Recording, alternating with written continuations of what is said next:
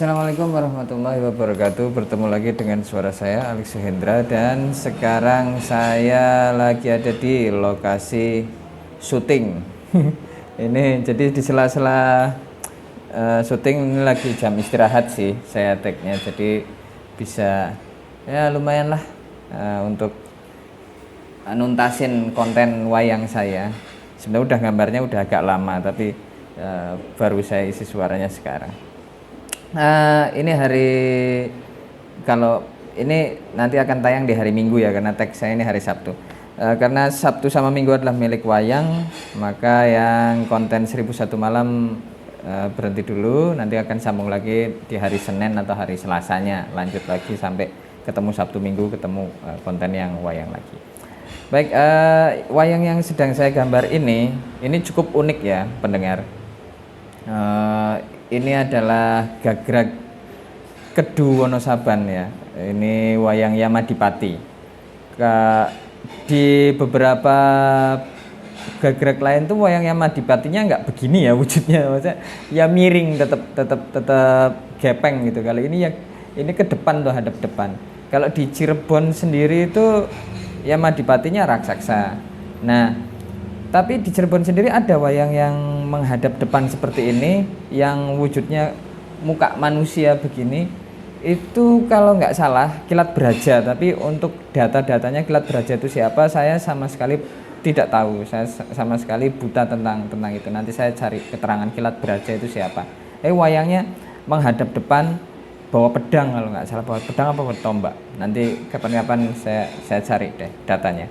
Nah, kalau Yamadipati sendiri, seperti kebanyakan para pecinta wayang tahu, bahwa dia adalah anak dari Betara Yamadipati, anak dari Ismaya dengan Dewi Kanastren ya. Kemudian ceritanya sebenarnya sangat singkat, seperti gambarnya. Ini gambarnya singkat banget. Aduh maaf, ada suara mak duduk. Nah,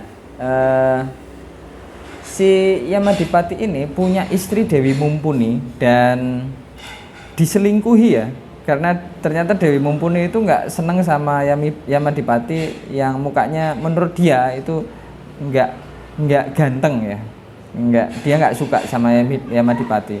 Malah Yamadipati itu malah Dewi Mumpuni itu malah pacaran selingkuh sama anaknya Anantaboga, yaitu Bambang Nagatatmala. Nah, ketahuan, terus kemudian Yamadipati murung, dan ya tentu saja itu pisah ya, bercerai. Dan kemudian dia ditempatkan jadi dewa pencabut nyawa. Saya nggak tahu itu seluk beluknya bisa sampai dari dia diselingkuhi sama istrinya, terus kemudian dijadikan pencabut nyawa itu gimana, saya nggak terlalu paham. Kemudian berikutnya pernah ada cerita bahwa Rahwana atau Dasamuka itu pernah dapat ilmu rawa rontek sama satunya itu Pancasona dari Subali ya, ilmu baru, dan dia pengen menjajal kekuatannya, kemampuan ajian sakti itu, dimana ajian sakti itu membuat si Rahwana itu kalau misalnya terbunuh dan jasadnya menempel tanah itu akan hidup lagi. Nah, atau misalnya tubuhnya dibelah-belah itu akan nempel lagi, itu ajian rawa rontek, bisa melekat lagi. Nah, Rahwana ingin menjajal kesaktian itu, sehingga dia ingin menaklukkan Suralaya, menaklukkan kedewatan. Diobrak-abrik kedewatan, semua dewa-dewa kocar-kacir, hingga datanglah sang pencabut nyawa ya, dewa pencabut nyawa yang tugasnya nyabut nyawa. Kan harusnya menang ya kalau yang nyabut nyawa, kan tinggal dicabut nyawanya aja nanti Dasamuka mati, mau sesakti apapun kan kalau dicabut nyawanya udah mati. Nah, tugasnya Yamadipati. Maka Yamadipati maju. Nah, waktu maju itu Yamadipati tahu bahwa yang mau dicabut nyawanya ini sangat sakti gitu ya. Maka dia harus mengeluarkan senjata yang namanya Kaladenda. Tapi waktu mengeluarkan senjata Kaladenda, Betara Brahma itu menghalang-halangi. Kata Betara Brahma, kalau mengeluarkan senjata itu, maka bukan hanya Rahwana yang hancur, tapi seluruh bumi akan hancur. Ini ini mungkin ini ya apa berlebihan sekali ya Betara Brahma ini. Tapi manut-manut aja itu si namanya si Yamadipati, akhirnya kala denda itu disimpan dan malah sebagai gantinya Betara Brahma memberikan senjata namanya Hamoga ya, Hamoga-moga itu. Memberikan senjata namanya Hamoga. Dari senjata Hamoga itu kemudian Rahwana dapat dilumpuhkan, kapok ya. Kayak semacam kesaktiannya langsung sirna untuk sementara. Nah, maka dari itu kapok si Rahwana dan kembali ke bumi meninggalkan Suralaya. Sebenarnya sesederhana itu ya cerita.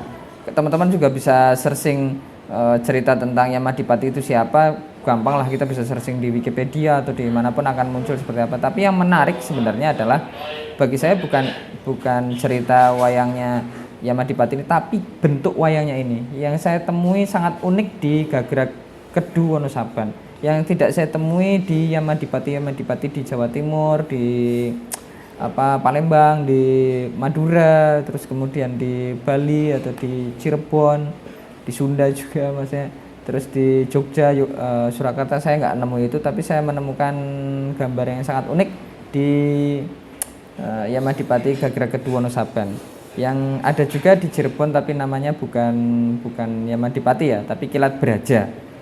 Tentu saja itu dua tokoh yang berbeda, tapi secara kapangan bentuknya menghadap ke depan. Ya di Cirebon juga ada banyak wayang menghadap ke depan, tapi Kilat Braja dan bentuk wayang Yamadipati ini wujud manusia, wujud wayangnya itu wajah manusia ya, dan menghadap ke depan. Dan bagi saya ini sangat unik. Terima kasih banyak sudah mendengarkan. Kita bisa ketemu lagi di episode selanjutnya di huruf VW X Y berarti balik lagi ke huruf A. Huruf A. Nah, juga terima kasih banyak yang sudah mirsani konten 1001 malam saya. Itu silakan ada di playlistnya masing-masing. Yang hari ini teman-teman mendengarkan cerita proses gambar dan cerita wayang. Saya Alex Wendra. Mudah-mudahan Anda semua selalu dalam keadaan sehat walafiat, dimudahkan segala macam urusannya, dilancarkan rezekinya, diberikan apalagi ya pokoknya kebaikan untuk Anda semua. Ini saya Alex Wendra undur diri, mau syuting lagi, sudah siap-siap nih, jam istirahatnya udah selesai. Assalamualaikum warahmatullahi wabarakatuh.